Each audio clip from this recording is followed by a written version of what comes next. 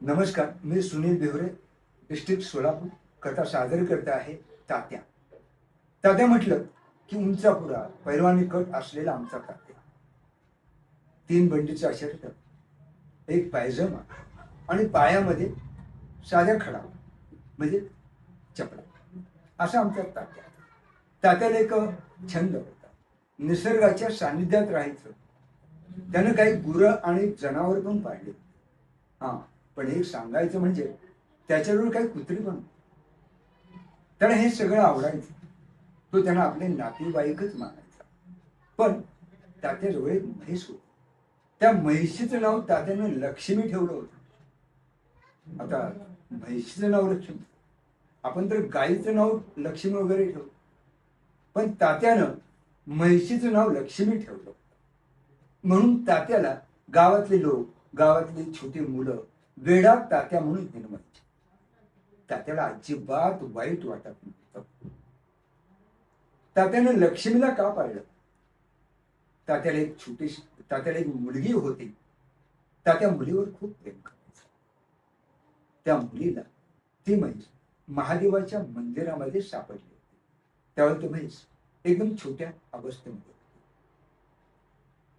मुलीला हट्ट धरला, तात्या ते रेडकू मी पाळणार आहे. तात्या मुलीला म्हणाला, अगं रेडकू कशाला पाळते?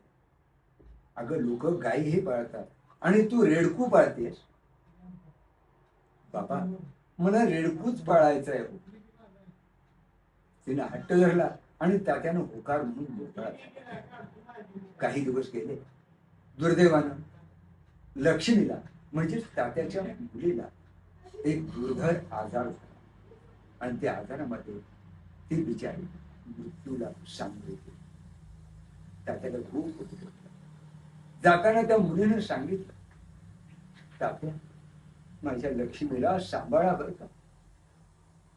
तात्याने तिला वचन दिलं. म्हणून तात्यानं त्या रेडकाला किंवा त्या म्हैशीला खूप मोठं केलं. तात्या त्या म्हैशीवर जीवापाड प्रेम करायचा. पण एक प्रश्न असा येतो की तात्याला बायको नव्हती का? हो, बायको सुद्धा होती.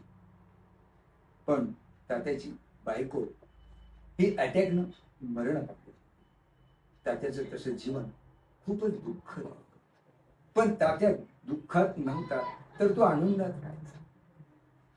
निरनिराळ्या जनावरांवर तो हात ठेवायचा, त्यांच्यावर खूप प्रेम करायचा. कुत्र्यांना तो हाताने दामटी तयार करायचा. दामटी म्हणजे भाकरी, आणि तो कुत्र्यांना 2-3 वेळा टाकायचा.